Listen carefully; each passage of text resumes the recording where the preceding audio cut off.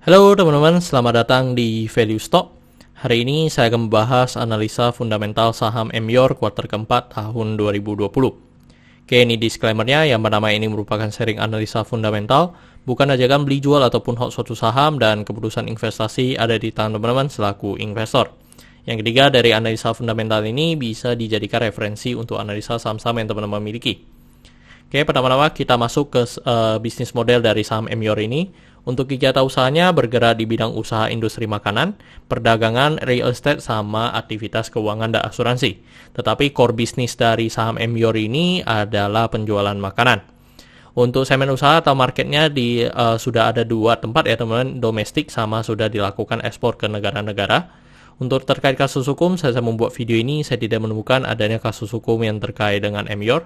Untuk kepemilikan sahamnya dimiliki oleh Unita sebesar 32,93%, Mayora sebesar 26,14%, Jogi Hendra sebesar 25,22%, dan sisanya dimiliki oleh masyarakat sebesar 15,71%.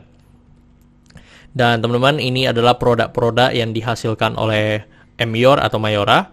Jadi teman-teman mungkin juga sering konsumsi ya untuk terkait produk yang dihasilkan oleh Mayora ini. Terkait dari segi pendapatan, teman-teman bisa lihat dari 2014 sampai 2020 sebenarnya cukup konsisten mengalami kenaikan, tetapi di 2019 dengan 2020 mengalami penurunan sebesar 2%. Dan kalau dari segi net profitnya cukup konsisten mengalami kenaikan dan kenaikannya sebesar 5%. Padahal di masa pandemi seperti sekarang untuk sebenarnya konsumsi turun ya, tetapi untuk dari saham Mayora ini mungkin karena mereka di food ya atau FMCG ya mungkin secara terkena dampak dari pandemi ini cukup bisa dikatakan cukup minim ya teman-teman. Terus untuk dari segi asetnya teman-teman bisa lihat juga dari 2014 sampai 2020 cukup konsisten mengalami kenaikan dan kenaikannya sebesar 4,2%. Terus untuk dari segi hutangnya cukup konsisten mengalami kenaikan, tetapi 2019 dengan 2020 mengalami penurunan sebesar 6,6%. Jadi ini bagus ya teman-teman, yang dimana di masa pandemi mereka juga mengurangi dari segi hutangnya mereka.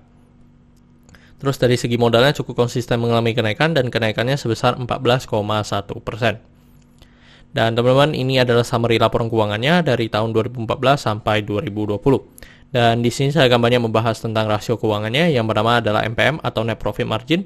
Untuk 2020 ini mereka bisa mencetak Net Profit Margin yang lebih bagus ya teman-teman dibandingkan dengan tahun-tahun sebelum-sebelumnya. Dan 2020 ini mungkin bisa dikatakan pencapaian lagi, yaitu di 8,57%, sedangkan dari histori sebelumnya pun masih di bawah 8%.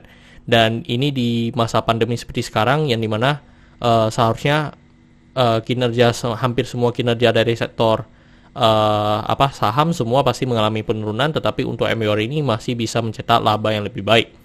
Terus untuk dari segi EPS-nya di 94 dan membuat pernya menjadi 28,21. Jadi ini pernya ini mengalami kenaikan karena walaupun dari segi kenaikan EPS, tetapi dari segi harganya juga mengalami kenaikan yang lumayan jauh. Itu membuat pernya menjadi lebih tinggi. Dan kalau kita pelajari secara historinya, mungkin secara per paling rendah ya sekitar 22 ya untuk di tahun 2019 sama 2015. Untuk dari segi book value-nya di 505 dan membuat PBV-nya menjadi 5,24 kali. Dan kalau kita belajar dari histori pun juga untuk PBV paling rendah pun di 3,28 kali. Dan sisanya di atas 4 dan di atas 5. Untuk dari segi DER-nya di 0,75, yang ini bagus, yang dimana DER-nya masih di bawah 1. Untuk ROE di 18,58% dan ini juga sangat bagus ya teman-teman, yang dimana secara ROE-nya selalu meningkat. Dan kalau kita bandingkan dengan historinya, untuk ROE ini pun pernah mencapai 20%. Dan di tahun 2020 ini 18,58. Yang dimana karena kenaikan dari equity-nya juga lumayan tinggi ya teman-teman. Dan ini juga masih memenuhi dari standar saya, yaitu 2 kali bunga deposito atau 9%. Terus untuk ROA-nya di 10,61%. Oke teman-teman, saya membuat video ini untuk harga sahamnya di 2650 dan dari analisa fundamental saya bisa mendapatkan intrinsic value-nya sekitar Rp2.000. Jadi masih memiliki margin of safety minus 24,5%. Dan ini adalah kesimpulannya. Yang pertama dari produk dan jasa, saya berikan status oke karena saya melihat perusahaan ini mampu bertahan 5-10 tahun ke depan. Untuk GCG saya berikan status oke karena tidak memiliki kasus hukum. Yang kedua memiliki pemegang saham mayoritas. Untuk revenue dan net profit saya berikan status oke karena mengalami kenaikan dan di masa pandemi seperti sekarang. Untuk dari segi aset saya berikan status oke karena mengalami kenaikan. Untuk liability saya berikan status oke karena DER-nya di bawah 1. Untuk book value saya berikan status no karena harga jual sekarang di atas harga book value-nya. Untuk secara sektor sebenarnya tidak ada hal yang perlu kita concern, jadi jika liability-nya oke, saya berikan satu sektor ini oke. Untuk ROE saya berikan status oke karena di atas 9% atau 2 kali bunga deposito yang saya anut. Untuk margin of safety saya berikan status no karena negatif. Untuk dividen saya berikan status oke karena selama 5 tahun terakhir untuk MYOR ini masih sangat royal membagikan dividen kepada investornya. Oke teman-teman, jadi kesimpulannya adalah 9 dibanding 11. Dan pertanyaannya adalah apakah saya akan membeli saham MYOR ini? Tidak ya teman-teman, walaupun secara fundamentalnya memang sangat bagus, tetapi secara valuasi masih bisa dikatakan over value. Jadi itu membuat saya tidak tertarik kepada saham MYOR ini. Oke teman-teman, saya rasa cukup sekian untuk video kali ini. Jangan lupa untuk like dan subscribe. Jangan lupa juga untuk follow saya di Instagram saya di royken13. Dan jika teman-teman ada kode saham yang ingin saya buatkan analisa seperti ini, silahkan tinggalkan di kolom komentar untuk kode sahamnya. Dan teman-teman saya ada membuat grup Telegram, jadi teman-teman bisa join grup Telegram saya di Value Stock. Untuk linknya teman-teman bisa dapatkan di deskripsi di bawah.